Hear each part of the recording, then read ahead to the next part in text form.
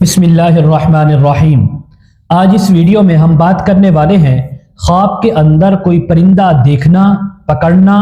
या हाथों में आने के मुताल्लिक जितनी भी ताबीरें हैं, तमाम ताबीरें बयान होंगी। वीडियो को आपने मुकम्मल देखना है और इसको स्किप किए बगैर आपने देखना है। हज़रत अल्लामा इब्न सीरीन रहमतुल्लाह अलैह फरमाते हैं, अगर कोई इंसान ख्वाब के अंदर किसी खूबसूरत परिंदे को देखे या उसको अपने हाथों में ले, उसको हासिल करे, तो ये अल्लाह की तरफ से इसको बेटा मिलने की भी ताबीर है। और हजरत फरमाते हैं, एक ताबीर इसकी ये है, अल्लाह ताला इसकी कोई दिली जायज़ मुराद को पूरा फरमाएंगे।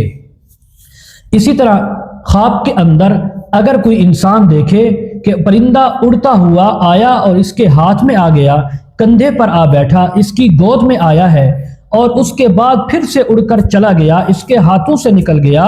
फिर इस बात की अलामत है कि इस इंसान की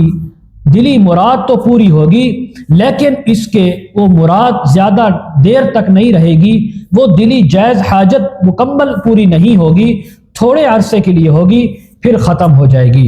अगर कोई ख्वाब के अंदर देखे कि परिंदा उसके हाथ में आया, फिर उड़ भी गया और इसकी आंखों से गायब हो गया, ओझल हो गया, तो इसकी एक ताबीर उलमा ने ये लिखी है कि इस इंसान के माल में नुकसान होने की ताबीर है। और बाज़ उलमा ने इस ख्वाब की ताबीर ये भी लिखी है कि इस इंसान के दीन में भी कोई नुकसान हो सकता है। मज़ीद अगर आप इसके मुताल्लिक ताबीरें, वज़ाइफ और मसाइल जानना चाहते हों, इस्तिखारा करवाना चाहते हों,